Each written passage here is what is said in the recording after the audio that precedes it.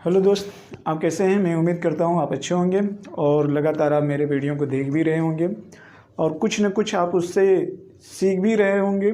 ठीक है, जैसा कि मेरा हर कोटेशन एक मोटिवेशनल के रूप में रहता है और ये जितने भी कोटेशन हैं एक तरीके से व्यवहारिक रूप में है, जिसको सैद्धांतिक माध्यम से व्यवहारिक रूप में प्रस्तुत किए जाने का प्रयास किया जा रहा है। ठीक है, तो आज एक नया कोटेशन है, इस कोटेशन के भी समझते हैं और इससे क्या भाव निकलता है, इससे हमको क्या सीख मिलती है, इस चीज़ पर हम विचार करते हैं। तो पहले आइए इसको पढ़ते हैं, उसके बाद फिर हम विचार करते हैं।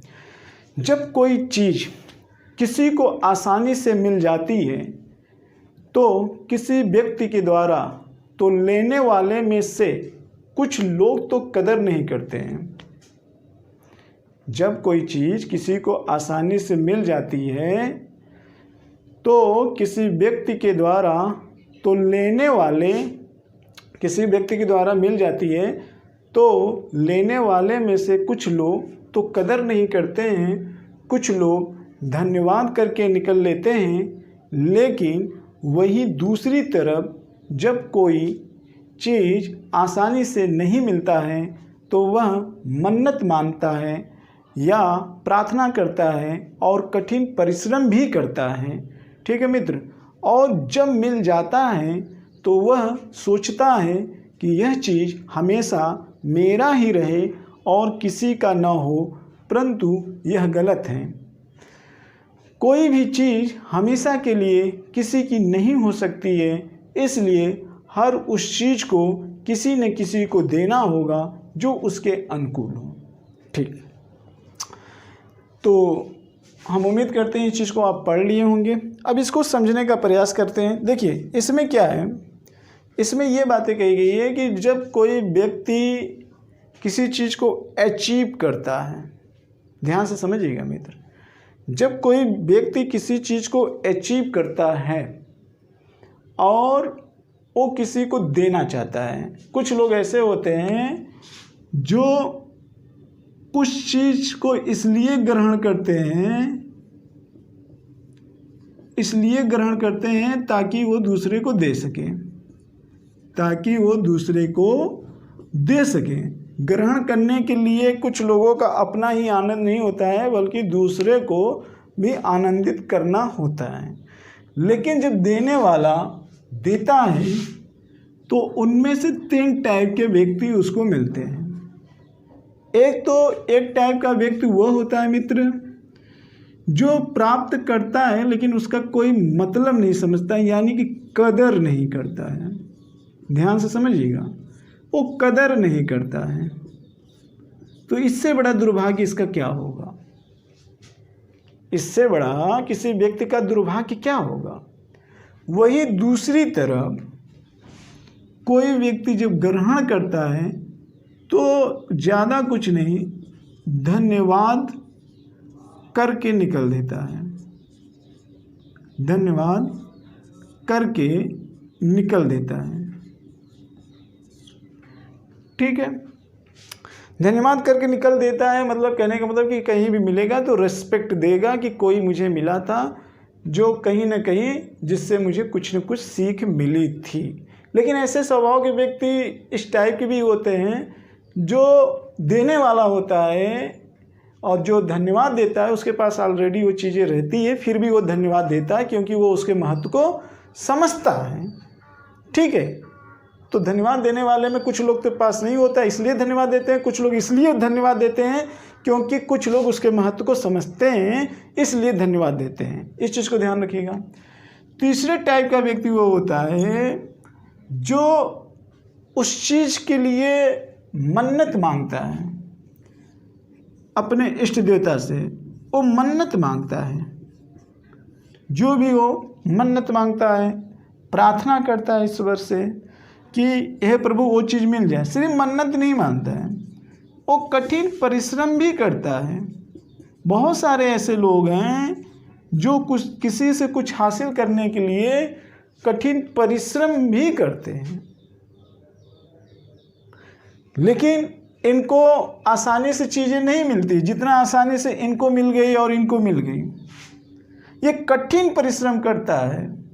तो कुछ जो ग्रहण किए रहते हैं वो सबको नहीं देते हैं, क्योंकि यहाँ से जब धोखा खा जाते हैं तो जो कठिन परिश्रम करते हैं उनको देते हैं,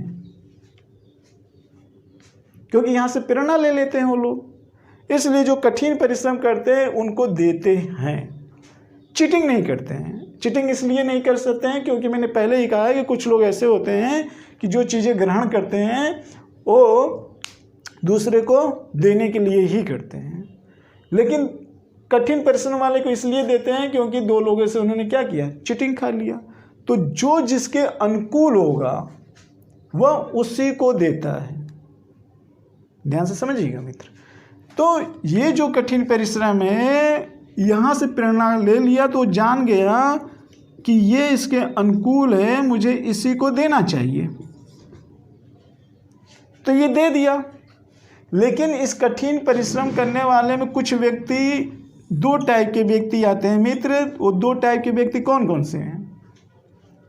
एक टाइप का वो व्यक्ति होता है जो इस टाइप का बन जाता है कि हमने इतने कठिन में तलाश कर रहा था लेकिन मुझे मिला नहीं, इसलिए मुझे सबको देना चाहिए, तो सबको देता फिरता है। और दूसरा व्यक्ति ये होता है कि यहाँ से कठिन परिश्रम से तीन परिणाम ले सकते हैं, ध्यान से समझिएगा। एक तो इस टाइप का व्यक्ति निकलता है कठिन परिश्रम में कि वो सबको देता फिरता है।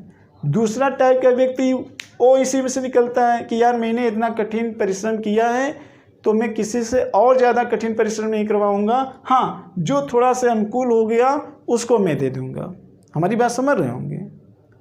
तो उसको दे दूंगा। तो एक इसमें से इस टाइप निकल गया, दूसरा खुद अपने टाइप में निकल गया। और तीसरा जो टाइप का व्यक्ति होता है वह जो चीज़ अचीव कर लेता है कठिन परिश्रम बाद, वो सोचता है कि सिर्फ इसका भोग हम ही करें और ये हमारी ही बन के रह जाए, ये दूसरे के पास न जाए, ये दूसरे के पास न जाए। तो इसी चीज़ का हम आलोचना करते हैं मित्र। इस चीज़ की आलोचना हम ज़्यादा करते हैं इसके अपेक्षा।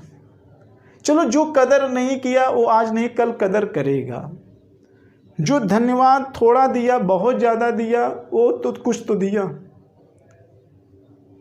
जो कठिन परिश्रम किया उसको तो देना ही चाहिए क्योंकि ये चीज़ ठीक है।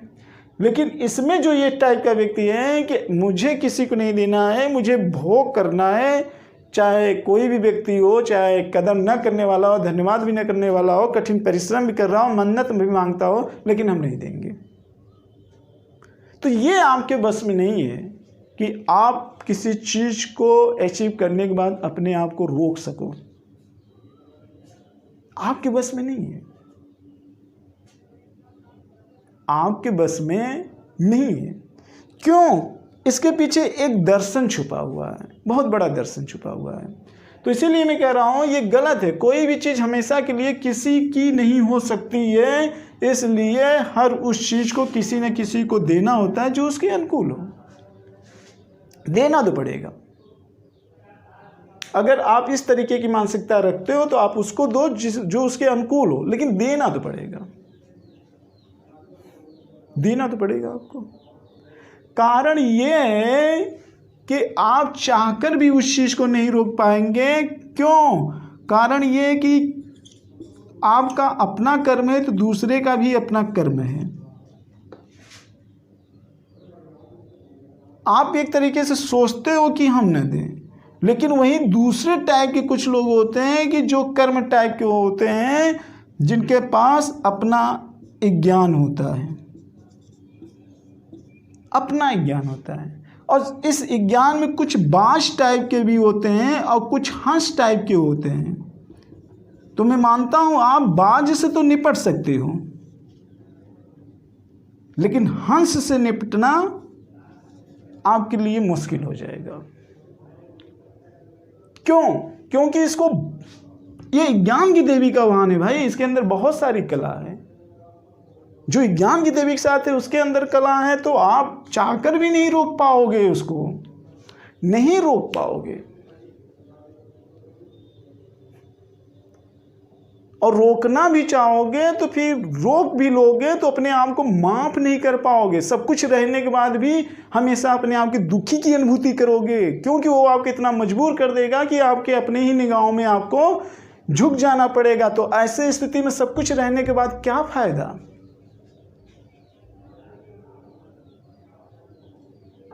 तो मेरे मित्र, इस चीज को आप ध्यान रखना। ये वीडियो आपको जीवन में बहुत प्रेरणादायक मिलेगा। इससे सीखने का आप प्रयास करिएगा।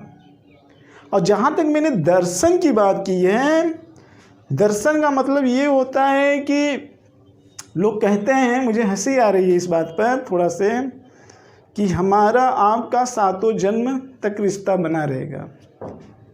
अरे भाई, 7 जन्म के रिश्ते में ये रहस्य का विषय है, रहस्य के विषय है। यहां पे एक भीड़ चल रही है, ऐसे चल रही है, ऐसे ऐसे चल रही है। आपका संबंध मान लो इस जन्म में है, लेकिन यहां पे भीड़ चल रही है, ऐसे ऐसे। आपका कर्म कहीं ना कहीं तो एक पॉइंट अंतर हुआ होगा, तो आपका रिलेशन कहीं दूसरी जगह और दूसरे का रिलेशन कहीं तीसरी जगह। ठीक इसी तरीके से समझिए कि ढेर सारे प्रतिस्पर्धी स्टूडेंट परीक्षा दे रहे हो, उनका स्तर समान स्तर से नंबर एग्जाम में आया हो या समान रूप से वो हमेशा बोलते चलते हो, लेकिन कुछ तो कहीं ना कहीं अंतर तो पा ही जाता है। जब मेरिट बनती है तो वहाँ पे देखेंगे कि पॉइंट से नीचे लोग आते हैं, पॉइंट से नीचे आते हैं, और उस पर न जाने कितने 10-10 हज़ार लोग पीछे होते चले जाते हैं। लेकिन सामान्य रूप में आप 10 गलतियां भी करते हो तब भी आप 7 जन्म का रिश्ता बना लेते हो, क्योंकि भावनाएं कुछ मिलती हैं, 90% मिलती है। 10% भी ना मिलेगी तब भी कहोगे कि 7 जन्म का रिश्ता बनेगा हमारा। नहीं मित्र, जो रहस्य वाला, जो ईश्वर का निर्णय, वो आपके एग्जाम से एक पॉइंट से भी न जाने कितने गुना पर रिलेशनशिप करता है। और वो केवल एक जन्म का ही नहीं होता है, वो भी 7 जन्म का लेखा जोखा होकर मिलता है। कहाँ उतार चढ़ाव होता है वो तो वही जानता है। ये दर्शन है, इसके लिए मैं प्रमाण नहीं दे सकता हूँ, बस एक अनुमान कर सकता हूँ, एक अपनी कल्पना, एक सोच को व्यक्त कर सकता हूँ। लेकिन ये जो मैं सोच व्यक्त कर रहा हूँ, ये प्रेजेंट टाइम समाज को एनालिसिस करने के बाद ही घटना जो घटित होती है उसी को देखकर मैं महसूस करता हूँ कि जिस तरीके से आप एग्जाम में 1 नंबर या 1 पॉइंट से 10,000 लड़के के पीछे चले आते हैं, और वहीं पर आप लोग अपने आप को समान जहां समझते होंगे, वहीं नंबर देखो 10,000 नीचे आ जाता है। क्यों? ठीक उसी तरीके से यहां पे भी आपके कर्मों का लेखा जोखा होता रहता है। तो इसलिए आप चाहकर भी किसी को अपने पास नहीं रख सकते हो, आपको किसी न किसी को देना होगा ही होगा, आप मजबूर कर दिए जाओगे। यही विधि का विधान है, यही विधि का विधान है मित्र। इस चीज को समझने का प्रयास करिएगा, जीवन जीने की कला को डेवलपमेंट करिएगा, और ऐसे इसको पढ़ने के बाद अपने अंदर भौतिकता से वंचित मत कर लेना, ठीक है?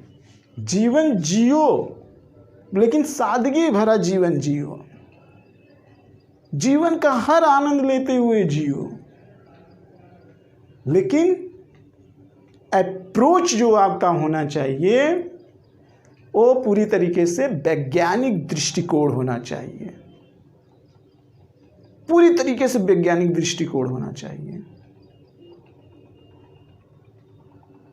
इस चीज को आप समझने का प्रयास करिएगा। तो मेरे मित्र, इसी के साथ मैं अपने इस वीडियो का समापन कर रहा हूँ। नेक्स्ट टाइम एक नए वीडियो के साथ, एक नए मोटिवेशनल के साथ, एक नए कोटेशन के साथ हम फिर मिलेंगे। जय भारत, जय हिंद।